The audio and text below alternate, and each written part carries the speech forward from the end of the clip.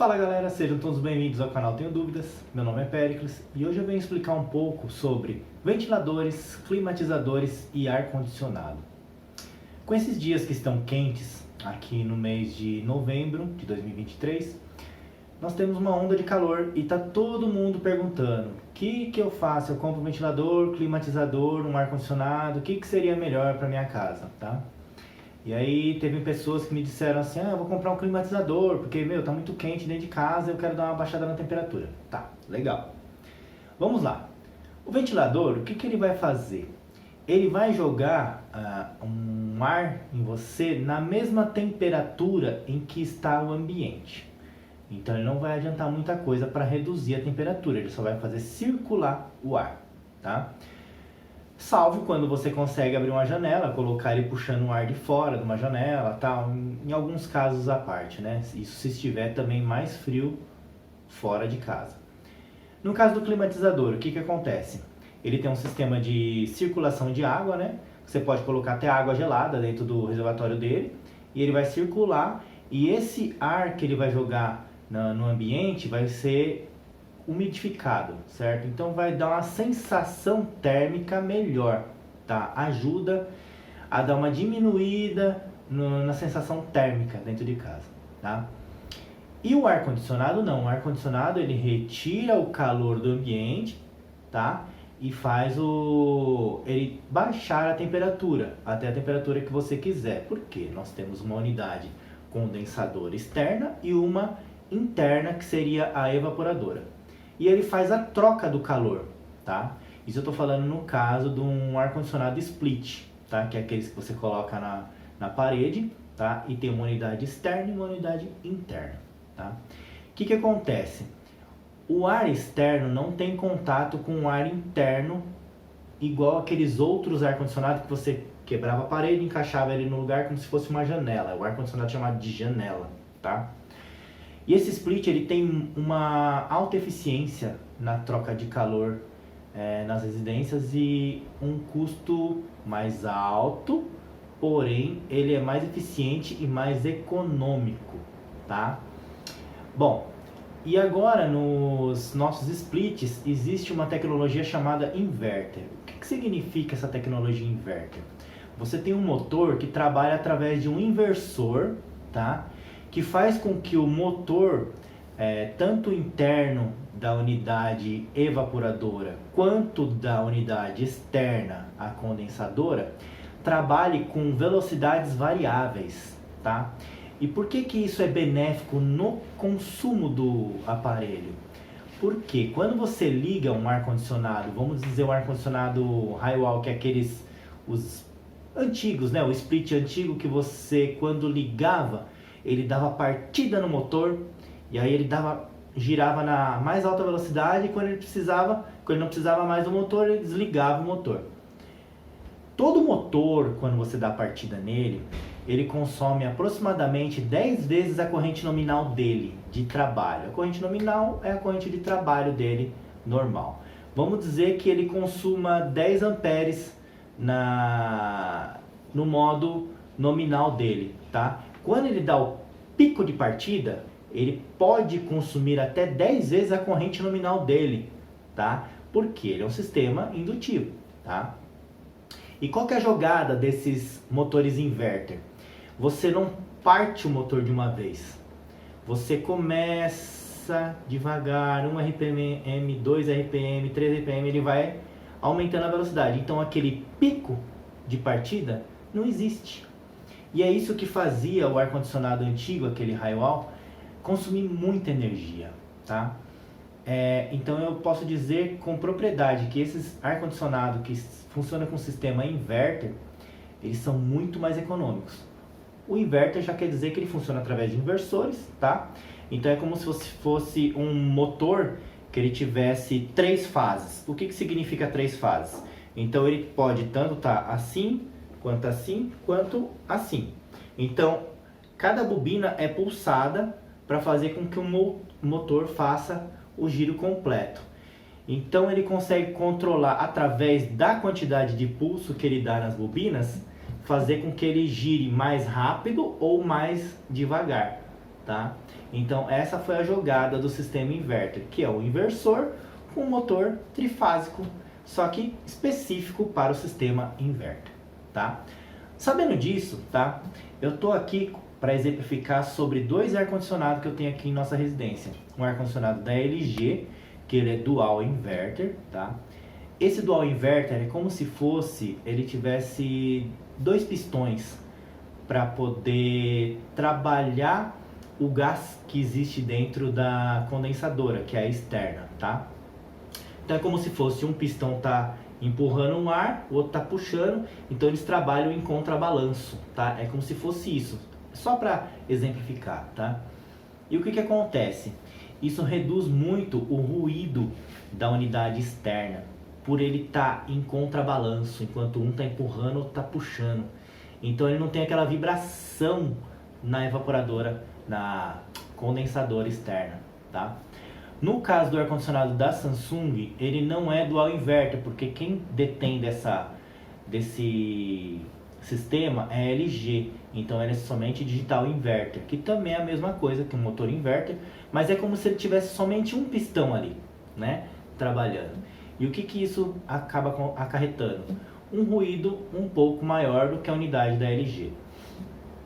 Esse ruído é mais quando ele precisa tirar de uma vez a temperatura do ambiente, então ele vai ligar de uma vez, ele vai subir a rotação.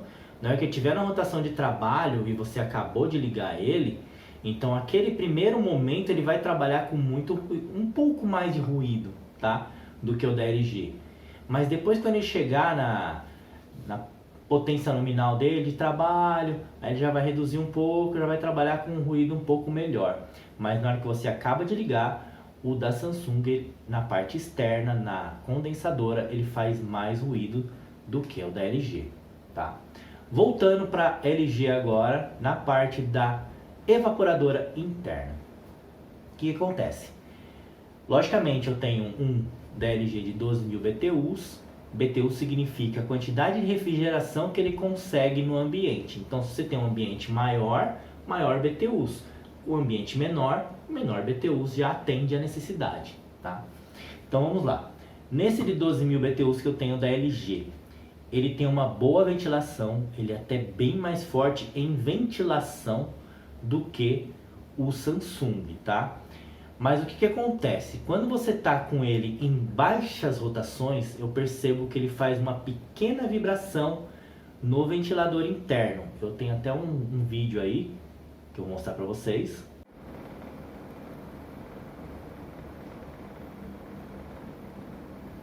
Onde ele faz esse ruído. Não é muito perceptível. Tipo, para mim, eu tenho uma audição bem aguçada, escuto muito bem. Então eu acabo ouvindo. Mas se você estiver assistindo televisão, pouco importa, você não vai ouvir. Mas no quarto, por exemplo, eu iria ouvir esse ruído e talvez, se eu estivesse acordado, iria incomodar um pouco, tá? No caso da Samsung, a evaporadora interna, ela é excelente, ela tem uma boa ventilação, não tanto quanto a da LG, que ela é bem mais forte, mas ele tem uma boa ventilação. Qual refrigera mais rápido o ambiente? O da Samsung. Não sei porquê, mas ele consegue refrigerar muito mais rápido o ambiente. Talvez porque o da LG ele prevalece o consumo. Então ele quer manter um bom consumo, mas ele demora um pouco mais para chegar na temperatura ideal programada. No caso da Samsung não, ele senta o pau aqui e vai tentar baixar a temperatura. Na hora que chegou na temperatura, estabilizou, ele diminui a rotação do motor e vai só manter aquela temperatura, tá? Então beleza. Os dois são muito bons, tá? Uma coisa que chama muita atenção é olhando pelos próprios controles, tá? Você vê que no da LG ele tem várias e várias funções já diretamente no controle, tá? Não que o Samsung não tenha, mas você precisa entrar numa outra parte para poder acessar esses controles. Por exemplo, o de desligar a iluminação do visor interno da evaporadora. O LG você tem um botão direto que você consegue desligar essa iluminação do evaporador. O Samsung já não, você vai ter que entrar no modo de Options, você vai jogar até o display e aí depois Set, aí você consegue desligar a iluminação. Então eu acho que o controle da Samsung para pessoas que não tem muito costume com essas coisas, eu acho que ele chega a ser um pouco complicado, tá? Não que ele seja difícil, mas ele é um pouco complicado. No caso da LG, ele é bem mais fácil, bem mais interativo, tá? Chega, tipo, não tem muita coisa para você aprender. Mostrou como funciona aqui os principais botões, acabou. O da Samsung já não. Se você tiver que ensinar, por exemplo, para um idoso que não tem costume com esses tipos de aparelhos, vai ficar um pouco mais complicado, tá? Esse sistema do ar-condicionado da Samsung é o Wind-Free. Não sei se vocês já viram, mas ele tem aquela aleta que ela fecha e ela é cheia de furinhos. Então ela não faz vento no ambiente, tá? Eu estava testando lá aqui no quarto e ele só funciona desse modo se você tiver ele no modo de resfriamento, tá? E aí você consegue fechar. Se tiver no modo automático, modo aquecimento, eu não consegui fechar. Se alguém conhece sobre esse ar-condicionado, me dá um toque aí como que eu faço para poder fechar essa aleta do Wind-Free, tá? Quando eu estiver em modo automático ou estiver em modo aquecimento, que eu não consegui, ele não aceita o comando de fechar a aleta e deixar somente os furinhos saindo do ar. Todo mundo vem com essa ideia falando assim, ele é Wind-Free, é melhor, que não faz vento, tá, é legal para ir dormir. Poxa, legal mesmo, tá? Só que ele não funciona em todas as funções, então já não é muito válida essa ideia, vamos dizer assim, tá? No modo resfriamento, legal, pô, funciona bem. Você coloca para resfriar e você não sente o vento. Se você tiver com ele em cima da cama, por exemplo, numa parede próxima à cama, você não vai sentir o vento, tá? Isso é excelente, legal. No caso do LG, você teria que mudar a aleta para não ficar sobre a cama. Ele iria jogar mais para cima para não pegar a cama. E aí ficaria legal também. Então existe como você controlar, tá? Eu fiz alguns testes de consumo dos dois ar-condicionados, tanto do LG quanto do Samsung, e a gente chegou em consumos mais ou menos próximos, tá? No caso do LG, mesmo ele sendo de 12.000 BTUs e o Samsung sendo de 9.000 BTUs, o LG, por ele pensar mais na economia, então ele tem mais ou menos o mesmo consumo que o da Samsung, que é de 9.000 BTUs, tá? Então, mesmo sendo de maior potência de refrigeração, o Samsung consome quase igual ao LG. O LG eu consigo monitorar pelo software, porque ele tem um aplicativo que você conecta através do Wi-Fi e você consegue monitorar o funcionamento do ar-condicionado LG. O Samsung eu acabei comprando errado, então eu não tenho esse software. Eu não consigo monitorar a potência, consumo dele via Wi-Fi, ele não tem conectividade Wi-Fi, tá bom? Então, gente, é isso aí, ó. Se você for comprar um ar-condicionado, um detalhe muito importante, você tem que verificar a área onde você vai colocar esse ar-condicionado. Por exemplo, você coloca um ar-condicionado de 7.000 BTUs num local que é de 30 metros quadrados, tá? Tô chutando aqui. O que vai acontecer? O compressor não vai dar conta, ele vai trabalhar a todo momento, sem parar, tá? E o seu consumo, ó, vai ser lá em cima, você vai consumir demais energia, então não compensa. Sempre faça o dimensionamento da máquina que você vai colocar para fazer a refrigeração. Sempre chame um técnico especializado para instalar, tá bom? Então, se você tiver um ambiente onde ele pede, por exemplo, um ar-condicionado de 9.000 BTUs, só que ele fica ali, ó, entre a média de 9.000 e 12.000, sempre tente colocar um ar-condicionado um pouco mais dimensionado, por exemplo, se é para utilizar entre 9 e 12, utilize o de 12.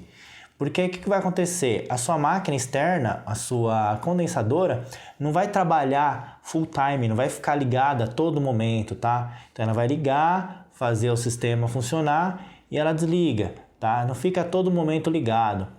Se você vê aquelas máquinas antigas, split também, que tem a condensadora externa e a evaporadora interna, que são do sistema de partida de motor, não tem o sistema inverter, o consumo dela, se você colocar mal dimensionado, é complicado, o consumo é muito alto, então não vale a pena.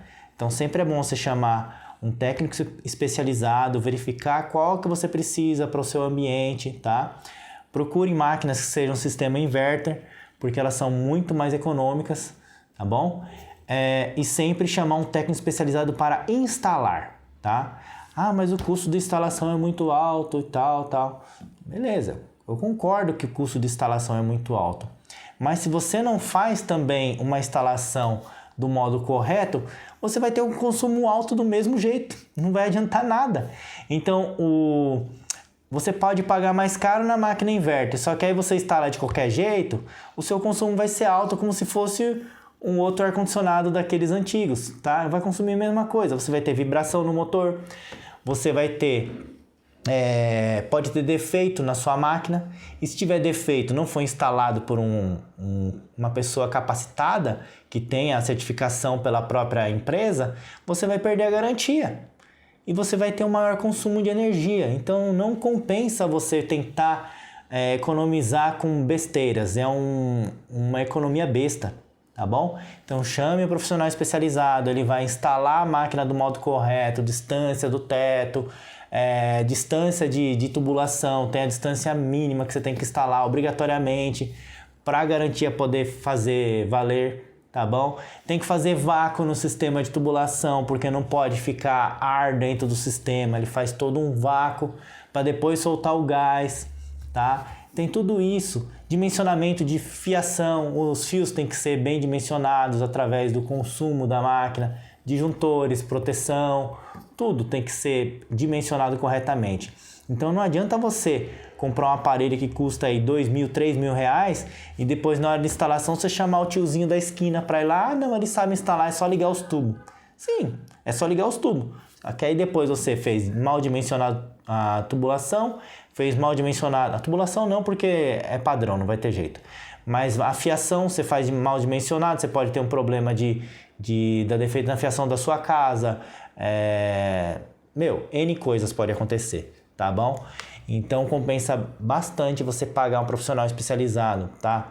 O custo não é barato, o cara vai vir com a tubulação, vai vir com o suporte para prender a sua evaporadora externa, ele vai ter que fazer furação na parede, furação para passar os tubos para fora da residência, acabamento que ele vai fazer, utiliza um acabamento em cima do tubo lá, não sei se é isopor, alguma coisa assim, que ele evita a perda de calor, tá bom? Então tem tudo isso para manter o aparelho dentro das normas, para você ter um bom consumo de energia, para ele ser bem econômico.